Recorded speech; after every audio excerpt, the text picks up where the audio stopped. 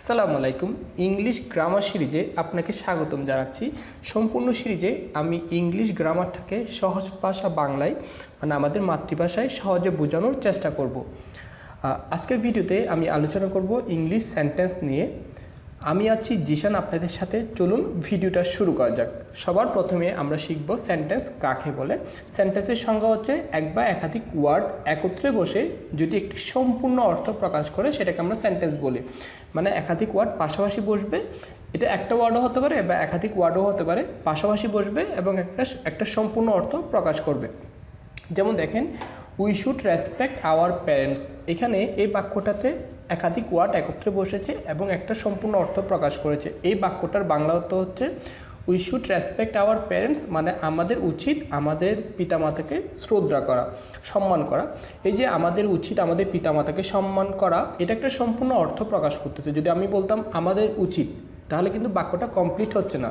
তার মানে বাক্য হতে হলে একাধিক ওয়ার্ড একত্রে বসবে এবং একটা সম্পূর্ণ অর্থ প্রকাশ করবে। পরে বাক্য দেখেন, হোয়াট ডু ইউ লাইক, তুমি কি পছন্দ করো। এই বাক্যটাও কিন্তু একটা সম্পূর্ণ অর্থ প্রকাশ করতেছে, সেই জন্য এটাও কিন্তু একটা বাক্যের উদাহরণ। কিন্তু তৃতীয় নম্বর যে বাক্যটা রয়েছে সেটা কিন্তু কোনো বাক্য না, কারণ এখানে একাধিক ওয়ার্ড পাশাপাশি বসেছে ঠিক আছে, কিন্তু একটা সম্পূর্ণ অর্থ প্রকাশ করেনি। যেমন আই বাজার গু নট টু ডু, এটা দ্বারা কোনো অর্থ প্রকাশ করতেছে না, এটা এলোমেলোভাবে শব্দগুলো বসানো হয়েছে।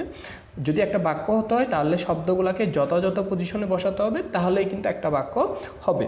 এক বা একাধিক ওয়ার্ড পাশাপাশি বসলেই কিন্তু সেন্টেন্স হবে না, তা শব্দগুলোকে যথাযথ মানে নিজের পজিশনে বসাতে হবে। আমি যদি এই বাক্যটাকে বলতাম হোয়াট লাইক ইউ ডু, তাহলে কিন্তু হবে না।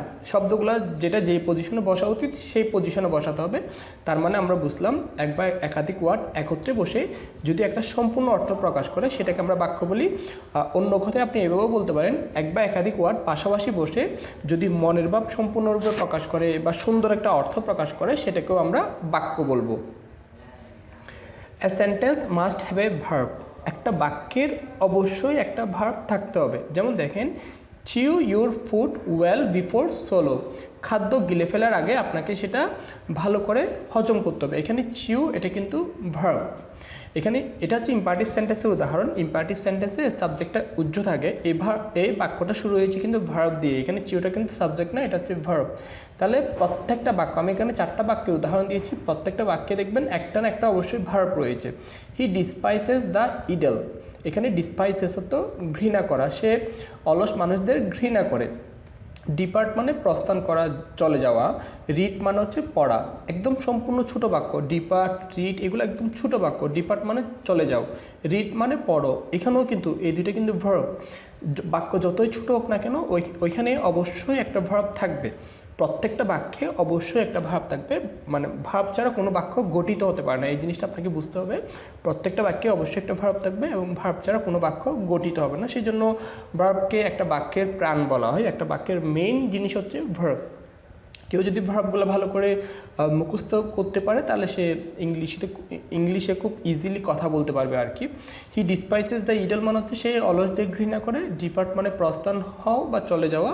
রিড মানে হচ্ছে পড়া। অর্থ অনুযায়ী সেন্টেন্সকে 5 ভাগে ভাগ করা যায়। সেগুলো হচ্ছে assertive sentence, interrogative sentence, imperative sentence, optative sentence, আরটা হচ্ছে এক্সক্লেমেটরি সেন্টেন্স আর কি। আপনাদের দরকার হলে আপনারা স্ক্রিনশট দিয়ে নিয়ে রাখতে পারেন, আমি সবগুলোকে বর্ণনা করব একটু পরেই। অ্যাসার্টিভ সেন্টেন্স হচ্ছে যে বাক্যগুলো দ্বারা হা বোধক অথবা না বোধক বাক্য বর্ণনা করা হবে, মানে যে সকল বাক্য দ্বারা হা বোধক বা না বোধক স্টেটমেন্টগুলো বোঝায় সেটা হবে অ্যাসার্টিভ সেন্টেন্স। মানে কোনো কিছু বর্ণনা করা, সেই বর্ণনাটা হতে পারে হা বোধক অথবা না বোধক আর কি। নর্মাল যে সেন্টেন্সগুলো আছে, সাধারণ যে সেন্টেন্সগুলো আছে সেগুলো সাধারণত অ্যাসার্টিভ সেন্টেন্স। যেমন আই চেরিশ চিলড্রেন, এখানে চেরিশ মানে হচ্ছে স্নেহ করা।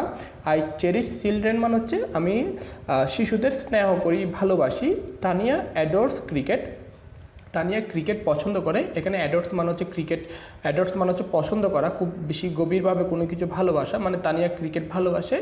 করিম ডিড নট হিট রহিম, করিম রহিমকে আঘাত করেনি। এখানে আই চেরিশ চিলড্রেন এটা একটা হ্যাঁ বোধক বাক্য এবং এটা হবে একটা অ্যাসার্টিভ সেন্টেন্স, কারণ এটা নর্মাল সেন্টেন্স। এটা দ্বারা কোনো প্রশ্ন করা হচ্ছে না বা কোনো বিস্ময় প্রকাশ করা হচ্ছে না, কোনো আদেশ দেওয়া হচ্ছে না। এটা ন্যাচারাল একটা সেন্টেন্স, জেনারেল একটা সেন্টেন্স, সেই জন্য এটাকে আমরা অ্যাসার্টিভ সেন্টেন্স বলবো। একইভাবে তানিয়া অ্যাডোর্স ক্রিকেট, এটিও একটা নর্মাল সেন্টেন্স এবং এটা একটা অ্যাফার্মেটিভ সেন্টেন্স। এর আগে একটা জিনিস আপনাকে বলে রাখি, অ্যাসার্টিভ সেন্টেন্স কিন্তু দুই প্রকার, একটা হচ্ছে অ্যাফার্মেটিভ সেন্টেন্স আর একটা হচ্ছে নেগেটিভ সেন্টেন্স। এখানে I cherish children, Tania adores cricket, এগুলো হবে অ্যাফার্মেটিভ সেন্টেন্স। কিছুর জন্য এই বাক্যগুলো দ্বারা হ্যাঁ বোধকত্ব প্রকাশ করতেছে, সেই জন্য এগুলো হবে অ্যাসার্টিভ সেন্টেন্স। কিন্তু শেষের বাক্য যেটা রয়েছে করিম ডিড নট হিট রহিম, এটা হবে নেগেটিভ সেন্টেন্স, কারণ এটা দ্বারা না বোধক অর্থ প্রকাশ করতেছে। যেমন করিম ডিড নট হিট রহিম, করিম রহিমকে আঘাত করেনি, এই না দ্বারা না বোধক অর্থ প্রকাশ করে, সেই জন্য এটা হবে negative sentence.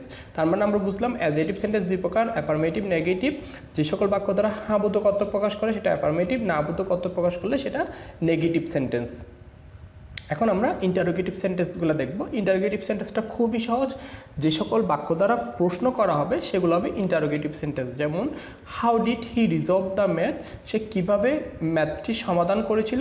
When will you assist me, তুমি কখন আমাকে সাহায্য করবে। এই দুটো বাক্য দ্বারা কিন্তু প্রশ্ন করা হয়েছে। যে সকল বাক্য দ্বারা প্রশ্ন করা হবে সেগুলো হবে প্রশ্নবোধক বাক্য অথবা ইন্টারোগেটিভ সেন্টেন্স। যে সকল বাক্য দ্বারা প্রশ্ন করা হয় সেগুলো ইন্টারোগেটিভ সেন্টেন্স। যেমন how did he resolve the math, প্রশ্ন করা হয়েছে এই বাক্যে।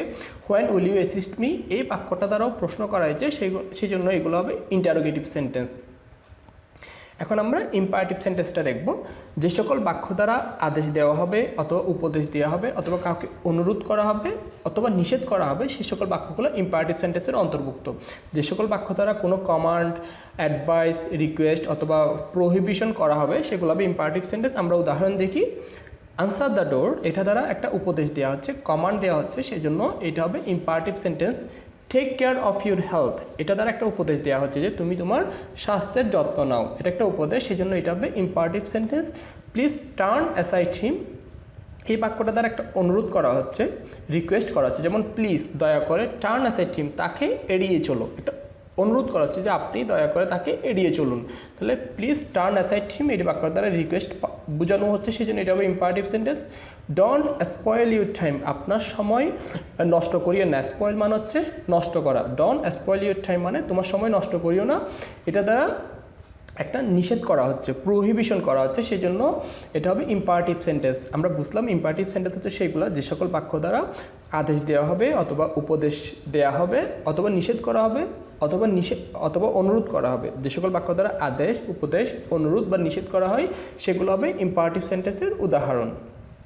এখন আমরা অপটেটিভ সেন্টেন্সটা দেখব। যে সকল বাক্য দ্বারা ইচ্ছা, প্রার্থনা বা শুভকামনা প্রকাশ করা হবে সেগুলো হবে অপটেটিভ সেন্টেন্স। আমরা কিছু উদাহরণ দেখি।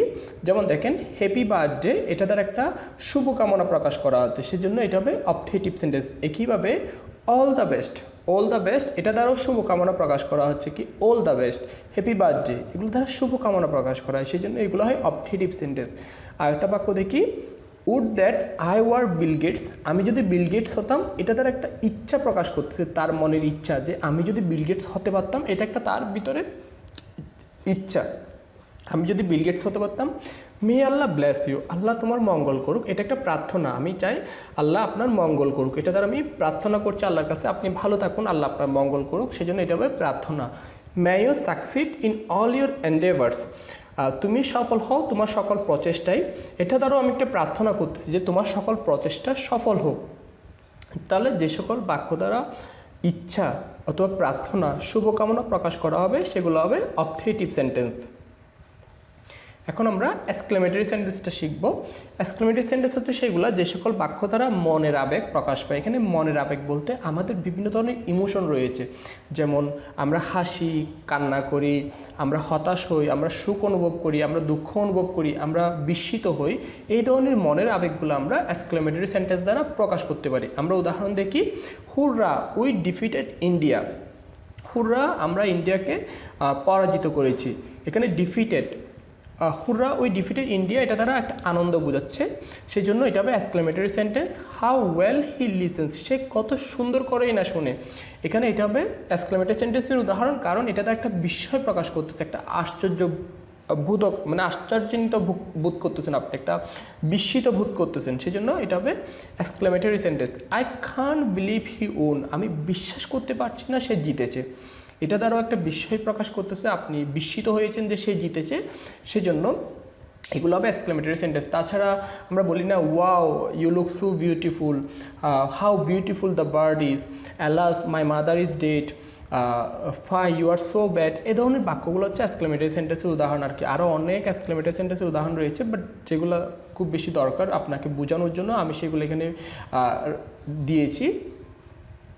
আজকের ভিডিওটা এতটুকুই থাক। সামনের ভিডিওতে আমরা ইংলিশ গ্রামারের নতুন একটা টপিক নিয়ে আলোচনা করব। সেই পর্যন্ত আপনার মঙ্গল কামনা করে আজকের ভিডিওটা এখানেই রাখছি। আসসালামু আলাইকুম।